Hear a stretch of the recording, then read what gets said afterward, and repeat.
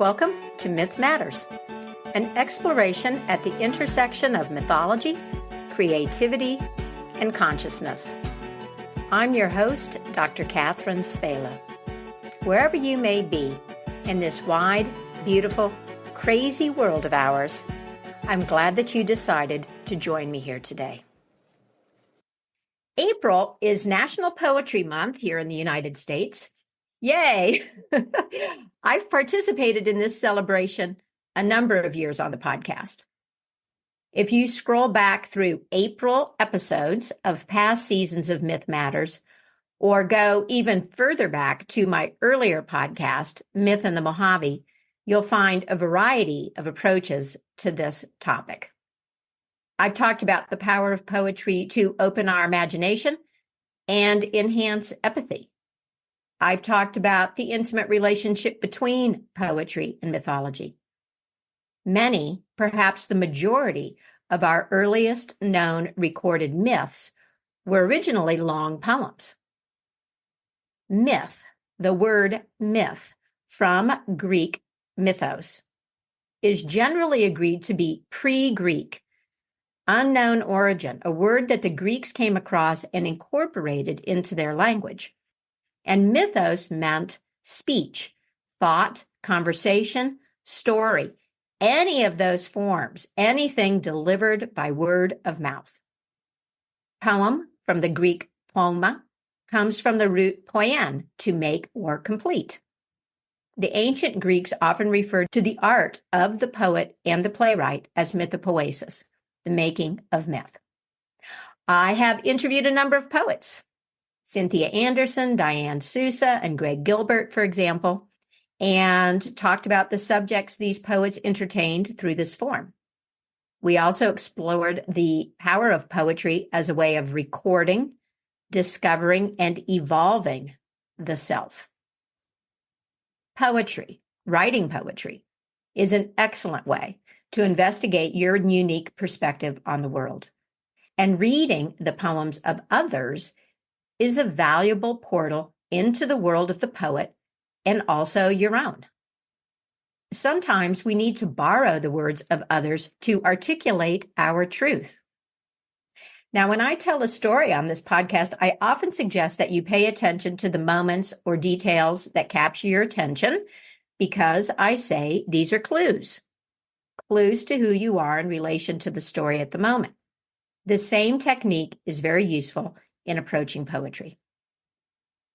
There are also a few episodes of poems, including episodes of poets and Myth Matters listeners reading poetry they love. Reading poetry is a valuable way to connect with the self, also the breath, voice, and body. Mythology has often been poetry, and myth and poetry have often been song. Well, in reflecting on past April poetry months, I realized that I have never talked about humor in poetry. Now, I could certainly use a laugh or a smile these days, and perhaps you can too. So today I have 10 or so poems to share with you that delight me in one way or another. And I have invited my longtime friend, Rags Rosenberg, to help me out with this today. Rags is a performing songwriter and poet, and I've interviewed him several times for April podcasts. I'm very grateful that he could join me today. Hello, Rags. I'm so excited that you agreed to join me for this episode. How are you? I'm just fine. I'm really glad you invited me to do this here at the hotel where I currently work in Carmel. We're going to have our third annual National Poetry Month celebration right here at the hotel, where I invite a few poets and we talk about why poetry can be important in your life. So I'm doing very well. Everything is good here. Thanks for asking. Good. Well, I know that you and I have talked about, and also, of course, you are a poet. So you know that when we talk about poetry, we talk about the love of language, the satisfaction in finding exactly the right word, our enjoyment in the nuances of meaning, creativity in all the figurative forms, a world expanding power of metaphor, all of that.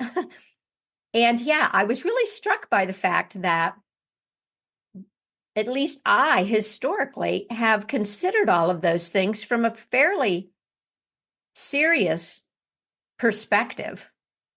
And that limits the engagement with poetry in a major way.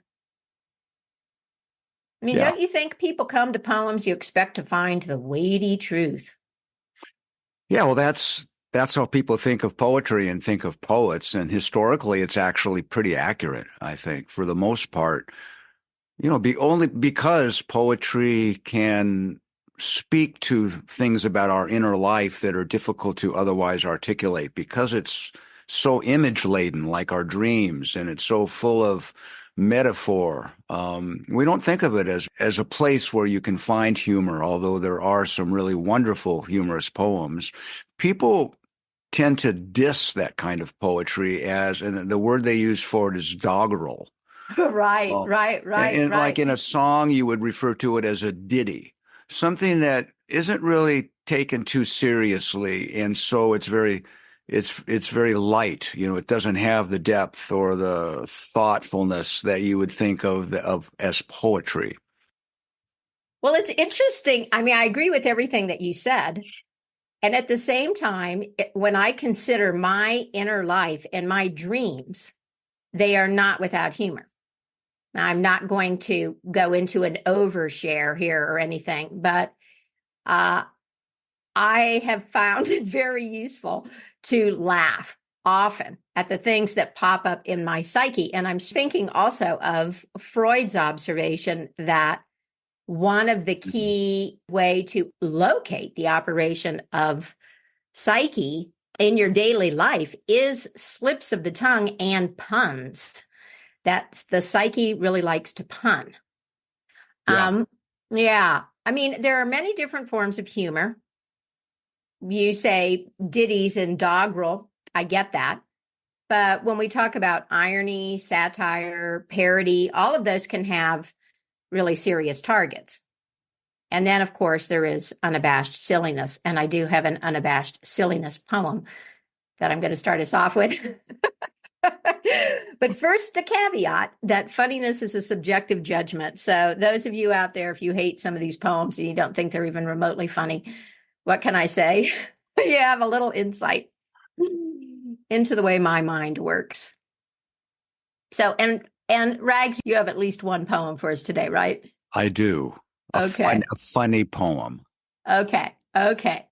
This poem is Cinderella by Roald Dahl. Naturally, in my line of work, the fairy tale title is what attracted me. Here we go. I guess you think you know this story. You don't. The real one's much more gory. The phony one, the one you know, was cooked up years and years ago and made to sound all soft and sappy just to keep the children happy. Mind you, they got the first bit right, the bit where, in the dead of night, the ugly sisters, jewels and all, departed for the palace ball, while darling little Cinderella was locked up in a slimy cellar, where rats who wanted things to eat began to nibble at her feet. She bellowed, "Help!" and "Let me out!" The magic fairy heard her shout. Appearing in a blaze of light, she said, "My dear, are you all right?" "All right," cried Cindy. "Can't you see? I feel as rotten as can be." She beat her fist against the wall and shouted, "Get me to the ball! There is a disco at the palace. The rest have gone and I am jealous. I want a dress, I want a coat, and earrings and a diamond brooch, and silver slippers, 2 of those, and lovely nylon pantyhose. Done up like that, I'll guarantee the handsome prince will fall for me." The fairy said, "Hang on a tick." She gave her wand a mighty flick, and quickly, in no time at all, Cindy was at the palace ball. It made the ugly sisters wince to see her dancing with the prince. She held him very tight and pressed herself against his manly chest. The prince himself was turned to pulp. All he could do was gasp and gulp. Then midnight struck. She shouted, "Heck, I've got to run to save my neck." The prince cried, "No, alas, alack." He grabbed her dress to hold her back as Cindy shouted, "Let me go." The dress was ripped from head to toe. She ran out in her underwear and lost one slipper on the stair. The prince was on it like a dart. He pressed it to his pounding heart. "The girl, this slipper fits," he cried. "Tomorrow morn shall be my bride. I'll visit every house in town until I've tracked that maiden down." Then rather carelessly, I fear, he placed it on a crate of beer. At once, one of the ugly sisters, the one whose face was blotched with blisters, sneaked up and grabbed the dainty shoe and quickly flushed it down the loo. Then in its place she calmly put the slipper from her own left foot. Aha, you see, the plot grows thicker and Cindy's luck starts looking sicker. Next day, the prince went charging down to knock on all the doors in town. In every house, the tension grew. Who was the owner of the shoe? The shoe was long and very wide. A normal foot got lost inside. Also, it smelled a wee bit icky. The owner's feet were hot and sticky. Thousands of eager people came to try it on, but all in vain. Now came the ugly sisters go. One tried it on. The prince screamed, "No!" But she screamed, "Yes, it fits, whoopee! So now you've got to marry me." The prince went white from ear to ear. He muttered, "Let me out of here." "Oh, no, you don't. You made a vow. There's no way you can back out now." "Off with her head," the prince roared back. They chopped it off with one big whack. This pleased the prince. He smiled and said, "She's prettier without her head." Then up came sister number 2, who yelled, "Now I will try the shoe." "Try this instead," the prince yelled back. He swung his trusty sword and smack, her head went crushing to the ground. It bounced a bit and rolled around. In the kitchen, peeling spuds, Cinderella heard the thuds of bouncing heads upon the floor and poked her own head round the door. "What's all the racket?" Cindy cried. "Mind your own biz," the prince replied. For Cindy's heart was torn to shreds. "My prince," she thought, "he chops off heads. How could I marry anyone who does that sort of thing for fun?" The prince cried, "Who's this dirty slut? Off with her nut, off with her nut." Just then, all in a blaze of light, the magic fairy hove in sight. Her magic wand went swoosh and swish. "Cindy," she cried, "come make a wish. Wish anything and have no doubt that I will make it come about." Cindy answered, "Oh, kind fairy, this time I shall be more wary. No more princes, no more money. I have had my taste of honey. I'm wishing for a decent man. They're hard to find. Do you think you can?" Within a minute, Cinderella was married to a lovely feller, a simple jam maker by trade, who sold good homemade marmalade. Their house was filled with smiles and laughter, and they were happy ever after. Oh my God, that is precious. That is so good. Oh, I love it. Well, it definitely, it takes the story in a different direction. Good for him. And the rhyming. I mean, it does seem like these sing-songy rhymes are one of the things that often makes a poem funny, certainly makes it fun to read. I mean, that Sure. was super fun to read, but is Yeah. also one of the things that now makes poems seem unsophisticated. Yeah, that's true. And also, it's just a technical thing, but what they call feminine rhymes, where you have a two-syllable word and and two syllable words rhyme, and the emphasis is on the first syllable. So, like, what was that line with the honey in it? Let's see. She says, "No more princes, no more money. I have had my taste of honey." Yeah, money, honey, those kinds of rhymes where they're two syllables and the emphasis is on the first syllable tend to be funny. And you find, and you've seen a bunch of them in that poem. Well, I have one other one. It's not as good, I have to say, but there's something I get a kick out of. If you Google funny poems, I'll spare you a lot of trouble. Don't go to the first 15 results that'll come up in your searches. Not only do they give the same poems over and over again, but they're a great example of some of the sort of dumb things. And, reading them, I was thinking, wow, we so associate silliness and just a good chuckle with childhood.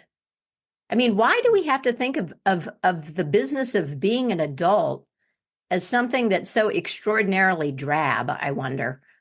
So this one, it's not of the same caliber, but I think it's pretty funny. It's called Mother Doesn't Want a Dog by Judith Viorst. Mother doesn't want a dog. Mother says they smell and never sit when you say sit, or even when you yell. When you come home late at night and there is ice and snow, you have to go back out because the dumb dog has to go. Mother doesn't want a dog. Mother says they shed and always let the strangers in and bark at friends instead. They do disgraceful things on rugs and track mud on the floor and flop upon your bed at night and snore their doggy snore. Mother doesn't want a dog.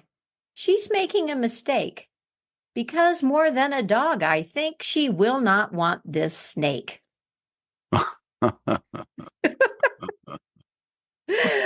Yes. Well, I grew up with a mom who really didn't want a dog. And then my childhood dog Scamp ended up being attached to her more than anyone else. Oh, yeah, that's funny. Yeah. Yes. The way it works sometimes, huh? The That's dog right. the dog decides. That's right. The dog Right. does decide. Right. The dog does decide. Well, that's a good poem. I enjoyed that. Yeah. I thought that was Yeah. good. Yeah. And, she is the author of a self-help book that was really popular, I think in the late 70s, maybe, called Uh-huh. Necessary Losses. So one does not have to be completely divorced from the serious realities of adult life to be able to find some humor in some of this.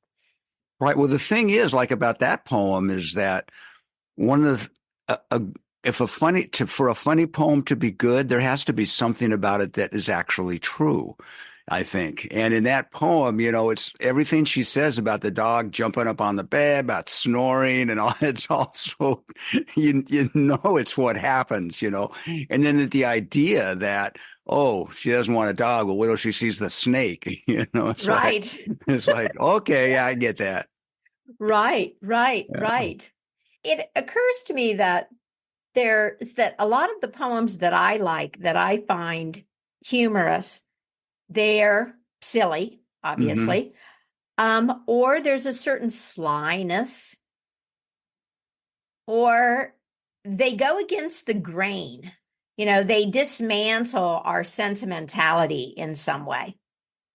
And that's one form of, in the larger category of making the unexpected turn, which is Hmm. the thing that I really enjoy in poetry. When a poem not only shows me something new, again, in the elevated sense, but does that by turning a corner and having me go, whoa, wow, I never even saw that coming.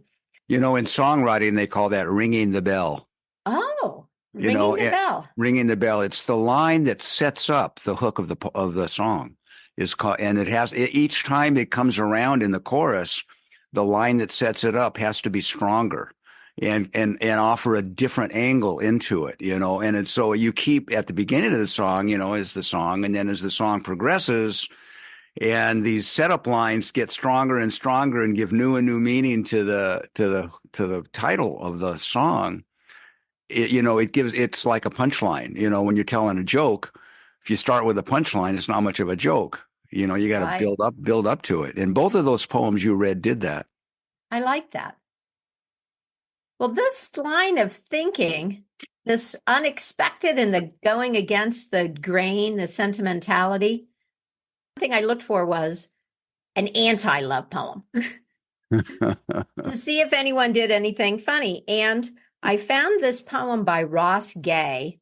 It's a poet I have been enjoying a lot over the last few years, called Love, I'm Done With You. Love, I'm Done With You by Ross Gay. You ever wake up with your footy PJs warming your neck like a noose? Ever upchuck after a home-cooked meal? Or notice how the blood on the bottoms of your feet just won't seem to go away? Hmm. Love, it used to be you could retire your toothbrush for like 2 or 3 days, and still I'd push my downy face into your neck. Used to be I hung on your every word. Sing, you'd say, and I was a bird. Freedom, you'd say, and I never really knew what that meant, but liked the way it rang like a rusty bell. Used to be, but now I can tell your breath stinks and you're full of shit. You have more lies about yourself than bodies beneath your bed. Rooting for the underdog, team player, hook, line, and sinker. Love, you helped design the brick that built the walls around the castle, in the basement of which is a vault, inside of which is another vault, inside of which, you get my point. Your tongue is made of honey, but flicks like a snake. Voice like a bird, but everyone's ears are bleeding. From Oh, the inside, your house shines and shines, but from outside, you can see it's built from bones. From wow. out here, it looks like a graveyard, and the garden's all ash. And besides, your breath stinks. We're through. Wow. Wow, Ron. Woo. Woo! Yeah, don't you wonder who he wrote that for? That's the Now, anti-love poem. You found it. see, I think this is funny, but it also brought me to another thought about humor in poetry. And it's not, this issue isn't limited to poetry, but it's the ambiguity of the intention of the author. If you go to watch stand-up comedy, whether or not the person is funny, that's their intent. Right. But with the poet, unless you have a few of their poems so that you can compare and you kind of get into their groove, you don't necessarily know if they're trying to be funny. Hmm. I guess some of them might be a little more difficult if you have no context and you don't know the poet. Maybe you would take them more seriously. And I could see where that one you could. I mean, I hope it's not autobiographical. Poor guy. Yeah. Well, What he made him? wrote a fantastic book on joy, so I think he's Oh, right. okay no matter what. Well, when I think about the unexpected turn and humor and a building of humor, the more poems you read, the more just the light comes on inside. I think of Billy Collins. Yeah. I have a couple of his poems that I wanted to read. This poem by Billy Collins called Litany may be a fitting follow-up along the theme of going against the grain a little bit Hmm. of our sentimentality, dismantling a little what we take as serious. So this is Litany by Billy Collins, and it begins with a little epigraph. You are the bread and the knife, the crystal goblet and the wine, by Jacques Crillon. You are the bread and the knife, the crystal goblet and the wine. You are the dew on the morning grass and the burning wheel of the sun. You are the white apron of the baker and the marsh birds suddenly in flight. However, you are not the wind in the orchard, the plums on the counter, or the house of cards. And you are certainly not the pine-scented air. There's just no way that you are the pine-scented air.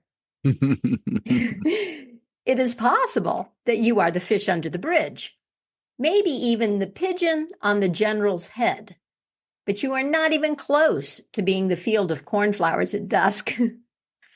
And a quick look in the mirror will show that you are neither the boots in the corner nor the boat asleep in its boathouse.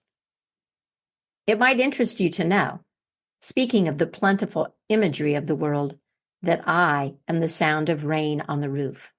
I also happen to be the shooting star, the evening paper blowing down an alley, and the basket of chestnuts on the kitchen table. Wow. I am also the moon in the trees and the blind woman's teacup. But don't worry, I am not the bread and the knife. You are still the bread and the knife. You will always be the bread and the knife, not to mention the crystal goblet, and somehow the wine. Oh, that's lovely. Isn't it? Really lovely. Yeah. The thing about his poetry, especially in those ones that have some humor in them, is, they're not just funny poems. There's humor in them, but the poem has something in it that's beyond the humor. The humor serves something else. That's what I really like about that. So Right. That brings to mind a poem. Maybe you'll allow me to read it to you, that called When I Die. Oh, okay. Do you remember that Dave Carter song, When I Die? This is my version. Okay. Okay. When I die, after Dave Carter. When I die, I won't be a whisper on the wind. I won't be a single flake in the gentle white snowfall. I won't be a great eagle or a gray wolf or the slow travel of the clouds overhead. I won't be a new bud on the old oak tree or a twinkling constellation in the summer sky. No, I'll be the stubborn spot on your carpet where your lover's dog did his business. I'll be the broken vacuum you can't afford to fix, the leak in your roof, and the stain on your ceiling. I'll be the scratch on the lens, the molar that aches to be pulled, the itch you can't reach, the bandage that won't stick, the troubling dark spot on your x-ray. Look for me. You won't have far to look. I'll be around.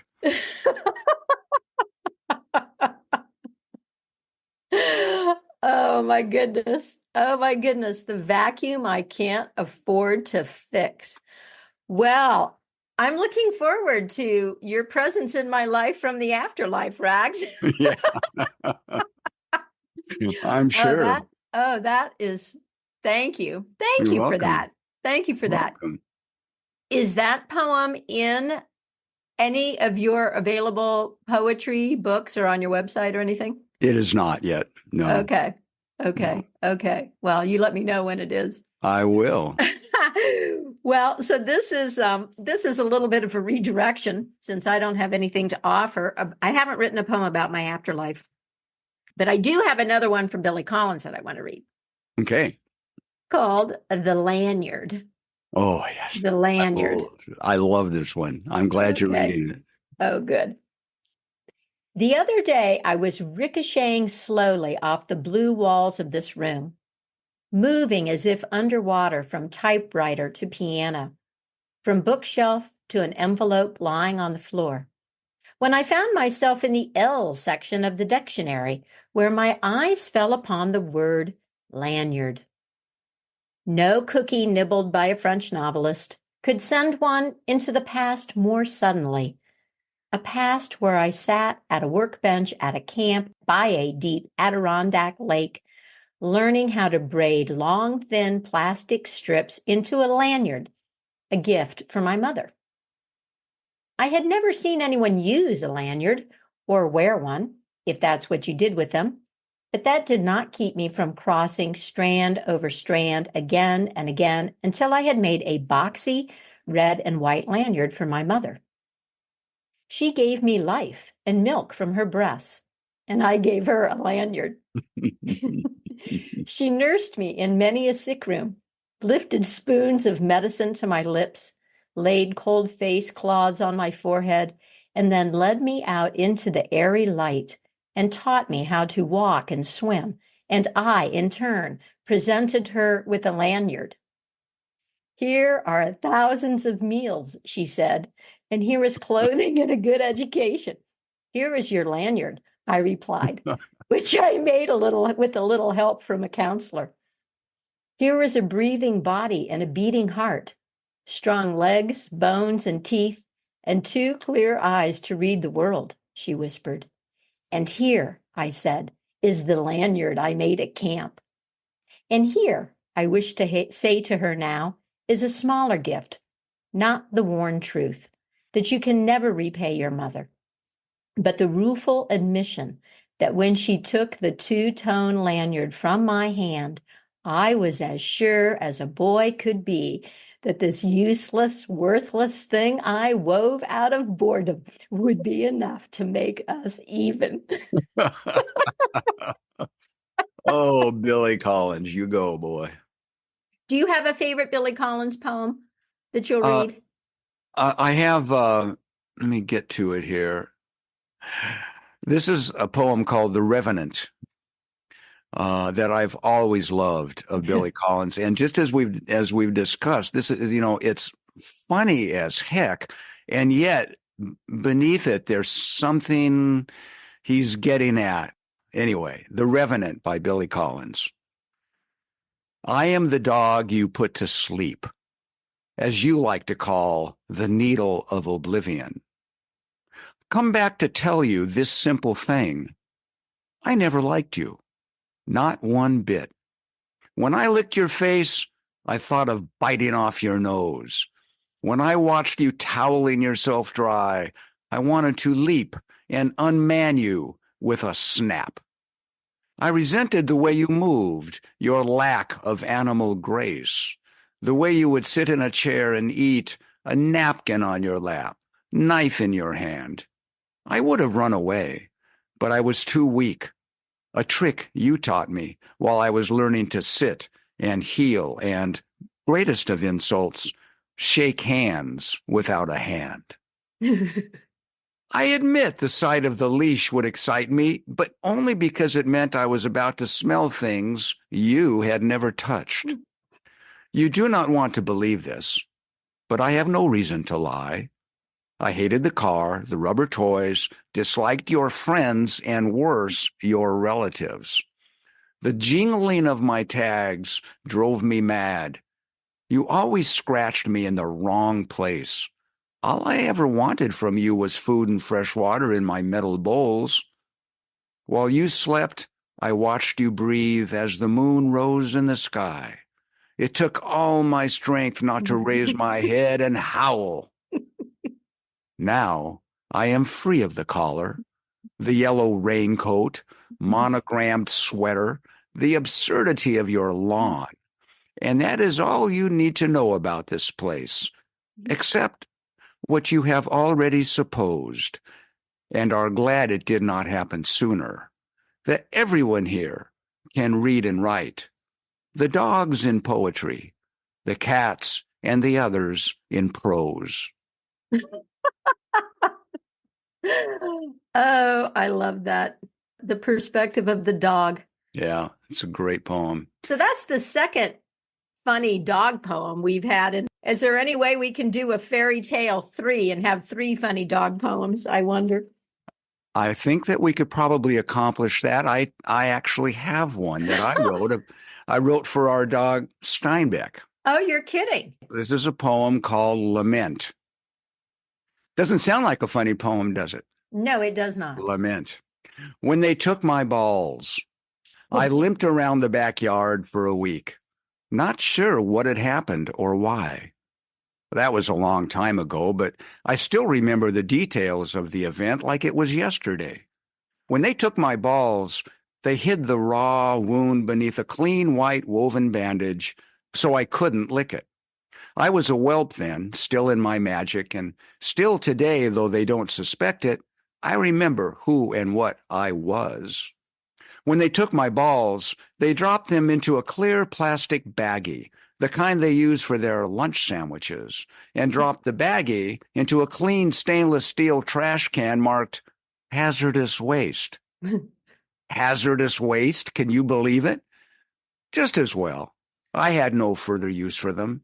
Can't sew them back on. When they took my balls, I was embarrassed to be seen. I lay on my small bed on the bedroom floor, concealing my shame.